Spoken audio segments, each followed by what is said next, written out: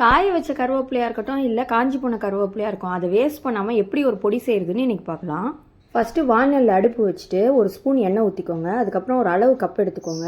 அதில் வந்துட்டு கடலைப்பருப்பு ஒரு கப்பு, பருப்பு ஒரு கப்பு, உளுத்தம்பருப்பு ஒரு கப்பு எடுத்து போட்டு வறுத்துக்கலாம். அடுத்து 10 பல் பூண்டு, காரத்துக்கு தேவையான வரமிளகா எல்லாத்தையும் வறுத்து ஒரு பக்கம் எடுத்து வச்சிடலாம்.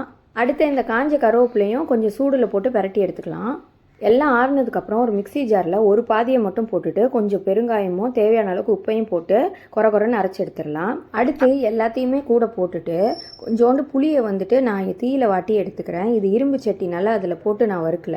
இந்த கருவேப்பிலை பொடி இட்லி தோசைக்கும் நல்லாயிருக்கும். அந்த மாதிரி யூஸ் பண்ணுறப்போ கொஞ்சம் எள்ளை வந்துட்டு வறுத்து ஒன்றும் பாதியமாக இதோட அரைச்சி எடுத்துக்கலாம். சுடு சோறில் நல்லெண்ணெயோ நெய்யோ விட்டு கூட நீங்கள் வந்துட்டு பிசைஞ்சு சாப்பிட்டா ரொம்ப டேஸ்ட்டாக இருக்கும். இது ரொம்ப டேஸ்ட்டு மட்டும் இல்லை, நல்ல ஹெல்த்தியும் கூட. கருவேப்பிலை இருக்கிறனால நம்ம முடிக்கலாம் ரொம்ப நல்லது. நீங்களும் ட்ரை பண்ணி பாருங்கள். இந்த வீடியோ பிடிச்சா ஒரு லைக் கொடுங்க. நான் இன்னொரு வீடியோவில் சந்திக்கிறேன். Thank you, by.